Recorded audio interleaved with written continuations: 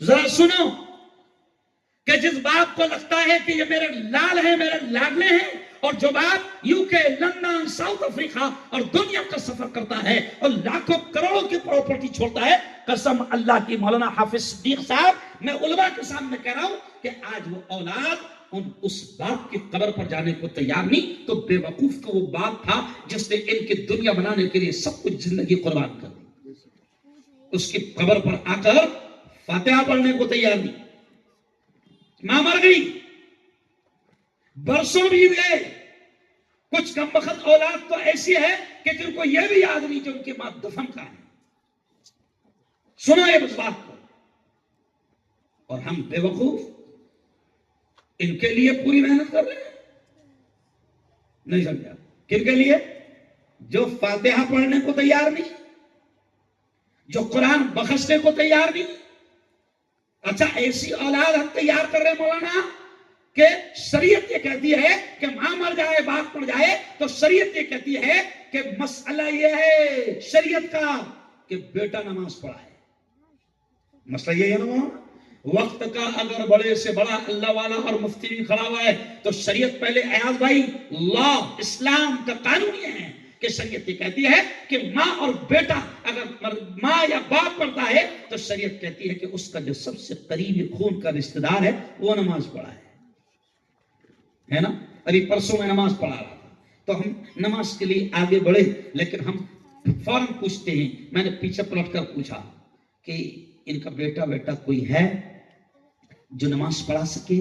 کیونکہ شریعت کا مسئلہ ہے کہ کتنا ہی بڑا مفتی کیوں نہ ہو، بیٹا ہو تو وہ پڑھائے، شریعت یہ کہتی ہے۔ تو ماشاءاللہ پیچھے بچے کھڑے ہوئے تھے، 4 بچے، اور ایک دم ہائی فائی ویل کوالیفائڈ، ماشاءاللہ، کسی کی 1.5 لاکھ تنخواہ، کسی کی 3 لاکھ تنخواہ، اور انگریز ایسے بولے ہیں کہ انگریز شرمائے، اتنے قابل بچے ہیں، سمجھ رہا کہ انگریز شرمائے۔ میں نے کہا بھائی دیکھو تمہاری ماں ہے، شریعت کہتی کہ پہلے تم نماز پڑھاؤ، تو صاحب کہتے نہیں آپ ہی پڑھا لیں تو بہتر رہے گا۔ میں نے کہا میں تو پڑھاؤں گا بیٹا، تو پڑھاتا تو پڑھا۔ اب دیکھو ذرا اس پوائنٹ پر آپ غور کرو، اس پوائنٹ پر کہ باپ نے اتنا قابل بنایا، لاکھوں روپے خرچ کیا اور اتنا قابل بنایا کہ وہ اتنی شاندار انگریزی بول رہا ہے کہ انگریز شرما رہا ہے۔ اتنا قابل بنایا باپ نے، 1.5 کروڑ بھر کے اس کو MBBS ڈاکٹر بنایا، کیوں؟ 50 لاکھ لگا کر اس کو کلکٹر بنایا، 2 کروڑ بھر کر اسے IPS کلکٹر بنایا، بہترین دنیا کی تعلیم دیا، اس نے پوری کتابیں پڑھ لی، دنیا پر راج کرنے والا بن گیا، کلکٹر بن گیا۔ لیکن کمال کی بات ہے کہ وہ باپ کی اور ماں کی جنازے کی نماز بھی نہیں پڑھا سکتا، کیونکہ اس کو وہ جو 1.5 لائن کی دعا وہ یاد نہیں ہے، 200 پیج کی بک یاد ہے۔ کیا وہ یاد نہیں اس کو؟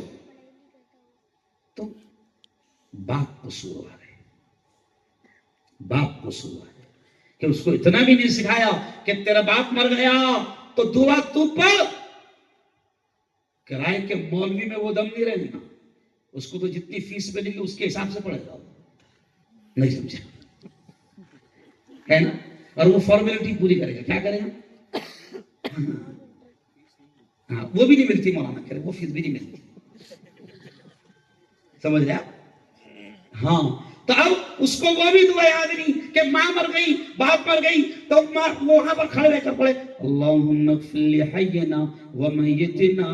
دیکھو دیکھو دیکھو کتنی پیاری دعا ہے، اور زندوں تم بھی یاد کر لو، یہ مردوں کی دعا نہیں ہے۔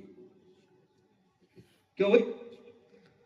مردوں پر پڑھی جاتی ہے لیکن اصل میں مردوں کی نہیں ہے، زندوں کے لیے۔ سمجھ نہیں پاتے ہم لوگ کیا دعا ہے، یاد تو کرو تاکہ ماں مر جائے تو تم اتنا تو اس کے لیے کر سکو، باپ مر جائے تو تم اتنا تو اس کے لیے کر سکو۔ دعا کی کیا ہے؟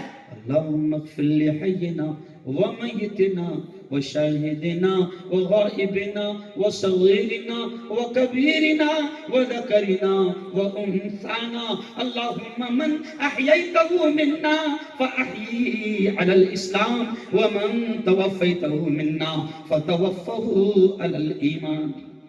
بس اور مطلب کتنا پیارا، اللہم اے اللہ اغفر مغفرت فرما، معاف فرما، حینا جو ہم میں زندہ ہیں ان کی بھی مغفرت فرما، ومیتنا جو مر چکے ہیں ان کی بھی مغفرت فرما، وشاہدنا جو حاضر ہیں ان کی بھی مغفرت فرما، وغائبنا مولا جو غائب ہیں یہاں نہیں ہیں ان کی بھی مغفرت فرما، وصغیرنا جو چھوٹے ہیں ان کو بھی معاف فرما، وکبیرنا جو بڑے ہیں ان کو بھی معاف فرما، وذکرنا جو مرد ہیں ان کی بھی مغفرت فرما، وانسانا جو عورتیں ہیں ان کی بھی مغفرت فرما۔ اور لاسٹ جملہ کتنا پیارا ہے، جو چلتے پھرتے ٹو ویلر پر جا رہے ہو تو پڑھتے رہا کرو، جیسے کچھ جوان گانے گنگناتے ہیں، کچھ جوان ہیڈ فون لگا کر گانے سنتے رہتے ہیں، یہ جملہ چلتے پھرتے پڑھا کرو، یہ دعا بھی ہے اگر موت آ گئی تو بڑی پیاری موت آئے گی۔ اور وہ آخری جملہ جو جنازے کی نماز میں پڑھا جاتا ہے وہ کیا ہے؟ وہ ہے اللہم من احییتہ منا، اے اللہ تو ہم میں سے جس کو بھی زندہ رکھ فاحیہ علی الاسلام، تو اسلام پر زندہ رکھ، ومن توفیتہ منا، اور اے اللہ تو ہم میں سے جس کو بھی موت دے فتوفہ علی الایمان، تو میرے مولا ہمیں ایمان والی کلمے والی موت نصیب فرما۔ زور سے کہہ دو آمین، زور سے بولو آمین۔ کتنا پیارا جملہ ہے، اور یہ صرف مردے کی دعا نہیں ہے، یہ صرف مردے کی دعا نہیں ہے، زندے ہو پڑھتے رہا کرو، اے اللہ جب تک زندہ رکھ اسلام پر زندہ رکھ۔ کیوں؟ کیونکہ اسلام پر بھی حملے ہو رہے ہیں، ایمان چھینا جا رہا ہے، زندگی سے اسلام چھینا جا رہا ہے۔ ڈاکہ ڈالنے والے ڈاکو صرف تمہاری تجوری پر ڈاکہ نہیں ڈال رہے ہیں، صرف تمہارے مال پر ڈاکہ نہیں ڈال رہے ہیں، ڈاکہ ڈالنے والے ڈاکو وہ تمہارے اسلام اور ایمان پر بھی ڈاکہ ڈال رہے ہیں۔ پتہ بھی نہیں چل پاتا ہے کہ کون شکیل بن حنیف جیسا کتا آ گیا اور اس نے ہمارے ایمان کو لوٹ کر چلا گیا، پتہ بھی نہیں چلتا ہے۔